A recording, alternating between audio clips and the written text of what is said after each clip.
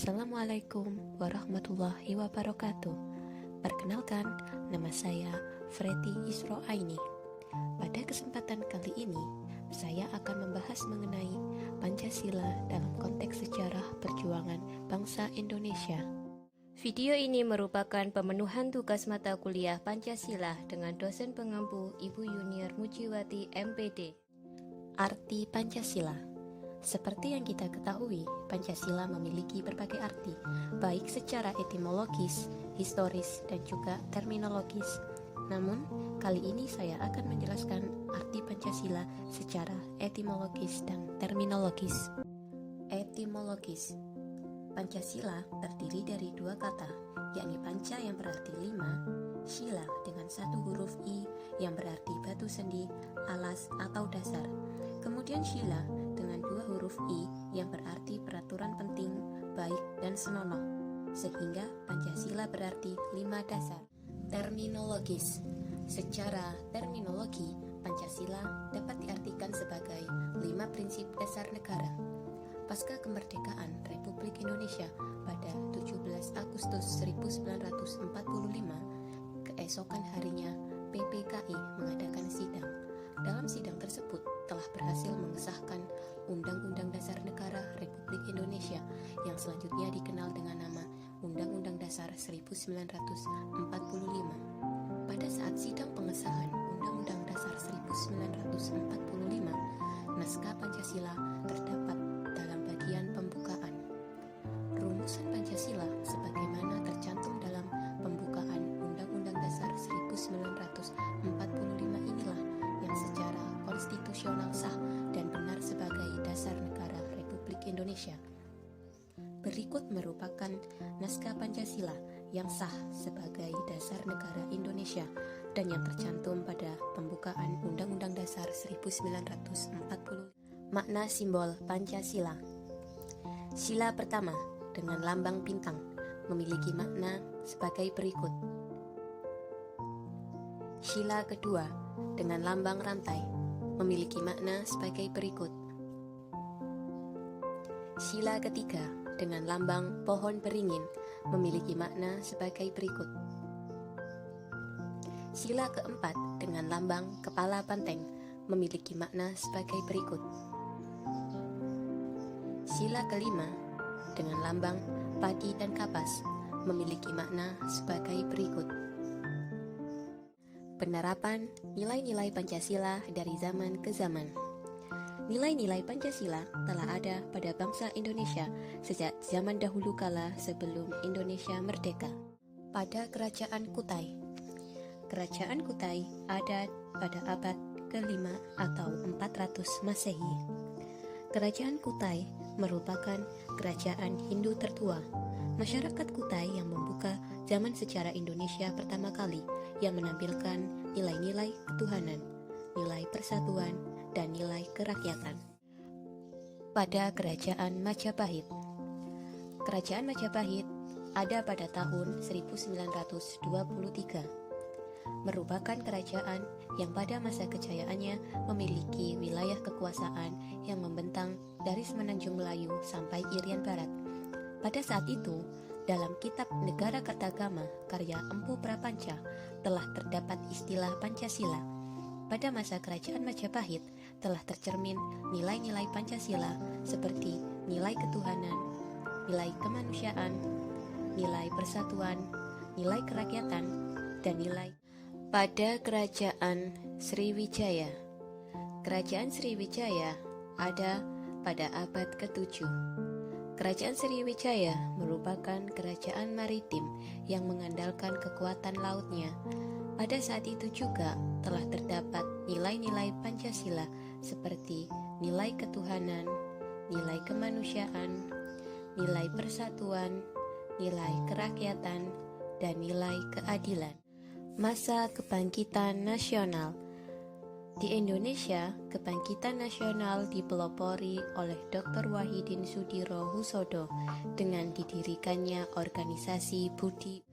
Organisasi-organisasi pergerakan nasional yang berdiri setelah Budi Utomo meliputi Serikat Dagang Islam pada tahun 1909 yang kemudian dirubah menjadi Serikat Islam pada tahun 1911. Lalu ada organisasi Indisch Partij pada tahun 1913.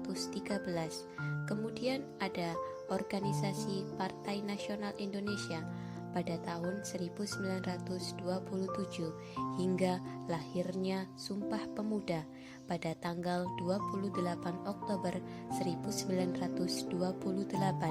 yang isinya satu bahasa, satu bangsa, dan satu tanah air Indonesia. Zaman penjajahan. Beberapa nilai Pancasila yang timbul akibat adanya penjajahan yaitu penjajahan Belanda. Nilai Pancasila yang penting adanya VOC memonopoli kekayaan Indonesia melahirkan sila kelima yaitu perlu adanya kesejahteraan rakyat atau keadilan. Kemudian adanya politik divide et impera melahirkan sila ketiga yaitu persatuan, penting agar bangsa Indonesia tidak terpecah belah. Selanjutnya ada politik tanam paksa yang melahirkan nilai kemanusiaan yang perlu dibangun oleh bangsa Indonesia sebagai bentuk masyarakat yang beradab. Penjajahan Jepang.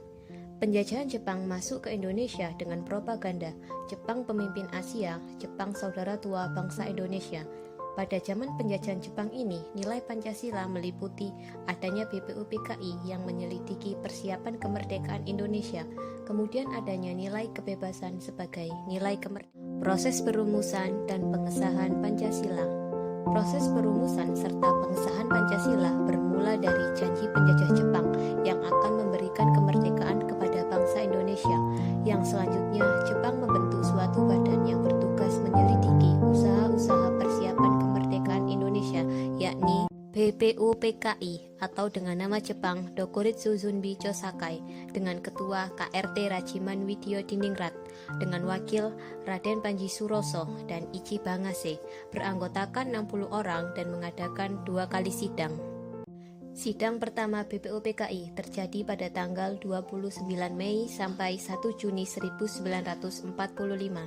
Pada masa persidangan ini, BPUPKI membahas rumusan dasar negara untuk Indonesia merdeka. Pada masa persidangan dikemukakan berbagai pendapat tentang dasar negara yang akan dipakai. Pendapat tersebut disampaikan oleh Mr. Muhammad Yamin, Profesor Dr. Mr. Supomo, dan Insinyur Soekarno.